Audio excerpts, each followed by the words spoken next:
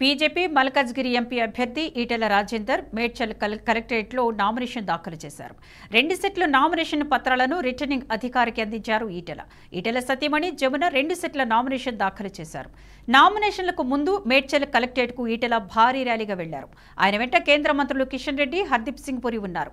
అంతకుముందు ఈటెల మాట్లాడుతూ మల్కాజ్గిరి గడ్డ మీద ఎగిరేది కాషాయ జెండాను ధీమా వ్యక్తం చేశారు. బీజేపీ గెలుపును ఆపే దమ్ము బీఆర్ఎస్, కాంగ్రెస్ పార్టీలకు లేదని మండిపడ్డారు.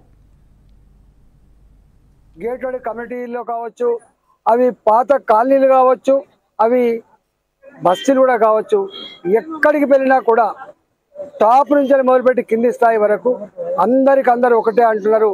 అయ్యా 10 సంవత్సరాల కాలంలో మోడీ గారి పరిపాలన చూసిన తర్వాత మళ్ళీ మోడీ గారే ఈ దేశానికి ప్రధానమంత్రి కావాలని చెప్పి కోరుకుంటా ఉన్నాం. మెట్రో కానీ ఇలాంటి అనేకం చేసే ఆస్కారం ఉంది.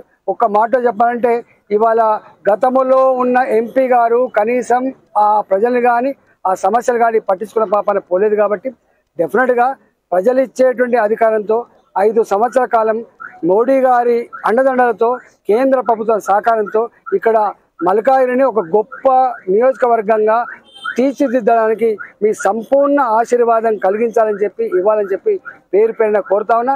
ఈరోజు మా పార్టీ 35 ఏళ్ళుగా 40 ఏళ్ళుగా ఇవాళ అనేక రకాల త్యాగాలు చేసినటువంటి కార్యకర్తలు నాయకులు కలిసికట్టుగా అన్నదమ్ముల వలె గొప్పగా ఫైట్ చేస్తాం.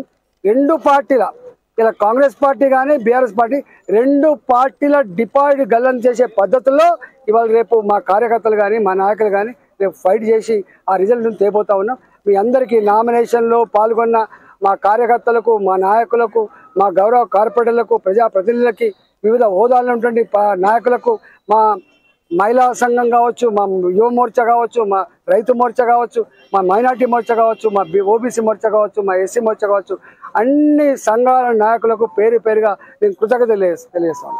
మేము ప్రజల మధ్యలో తిరుగుతున్నప్పుడు మాకు స్పృశించేటువంటి ఒకే ఒక అంశం, ఈ దఫా ఎన్నికలు